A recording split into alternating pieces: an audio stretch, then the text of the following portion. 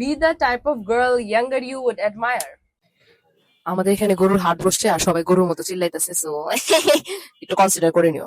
আজকে হচ্ছে আমার লাইফের কিছু জার্নি বলবো, যেটা কারণে আমি এখন যা হইছি, আমার বাচ্চা সেলফ অনেকটা হচ্ছে আমার দেখলে গো বইনেটা তুই। তো আমি যখন ছোট ছিলাম আমার স্বপ্ন ছিল যে আমি বড় হব, বড় বলতে মানে মানুষ হিসাবে বড় হব, লোকে যাকে বড় বলে বড় ওরকম বড় না।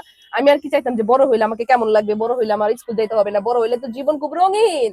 কিন্তু না, যখন আমি আমার 3,000 বয়সে পাড়া দিলাম তখন আমি বুঝে গেছি যে না, ছোট ছিলাম ভালো ছিলাম। তো আমি একটা লোয়ার মিডল ক্লাস ফ্যামিলি থেকে বিলং করি, আর এটা নিয়ে আমার কোনো লজ্জা নাই, কারণ সবাই সোনার মুখে চামচ দিয়ে বড় হয় না।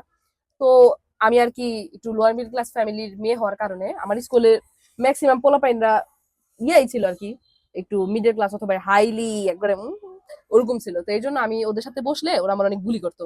এমনও হয়েছে যে আমি টিফিন নিয়ে গেছি, আমার টিফিন তারা ফালাই দিছে। আর আমি অনেক বেশি চঞ্চল ছিলাম, আমারে বলতো যে আমি ড্রেনের পাশে থাকি, আমি হ্যান ত্যান।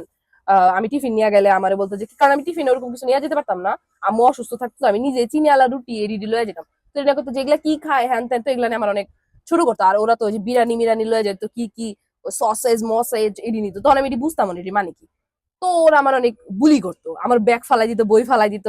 আমি বাথরুমেই থাকতাম, এরপর থেকে আমি ক্লাসে জীবনে আসতাম না।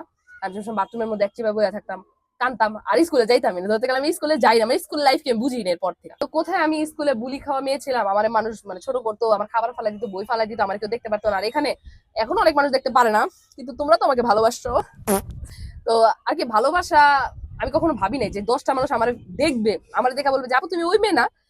এটা অনেক বড় একটা পাওয়া, মানে আমি গত 10 বছরে কখনো ভাবি নাই, কখনো ভাবি নাই যে আমি এই জায়গায় আসবো। তো তোমরা যারা ভাবো যে আমি লাইফে কিছু করতে পারবো না, আমার এই যে মেয়েরা অনেক কিছু করতেছে, আমার এই যে মেয়েরা অনেক আগায় যেতেছে, আমি তো লাইফে সব জায়গায় ফেলিয়ার।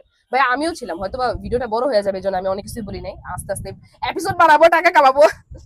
তো যতটুকু বললাম আর কি, আমার লাইফে আমি কখনো ভাবিনি এই জায়গায় আসবো। তো আমি যদি আসতে পারি, তো তুমি কেন আসতে পারবা না বেচ পারবা? জাস্ট নিজের উপরে ভরসা রাখো, নিজের উপরে বিশ্বাস রাখো, আর বেড়া মানুষদের জন্য নিজেরা চেঞ্জ করতে যাও না।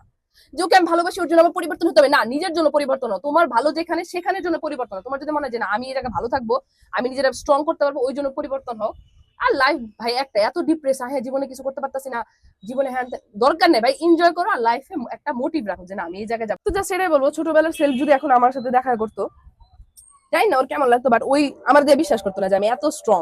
কারণ আগে আমি ছোটবেলায় ফ্যাট কান্দুনি ছিলাম। তো এত স্ট্রং এত জায়গায় আসলে আসা পসিবল না যদি তোমার মধ্যে বিশ্বাস না থাকে। আমার মধ্যে বিশ্বাস ছিল, আমি আসতে পারছি।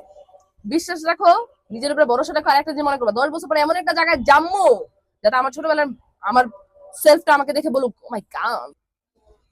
নিজেরা চেঞ্জ কর, ঘরের মধ্যে হুইটকি মেরে হইয়া যে আমার জীবনে কিছু হবে না, ওই বয়ফ্রেন্ড আমাকে ছেড়ে গেছে, তুমি আমাকে প্লিজ ছেড়ে যাও না, এগুলো না করে নিজে লেগে কিছু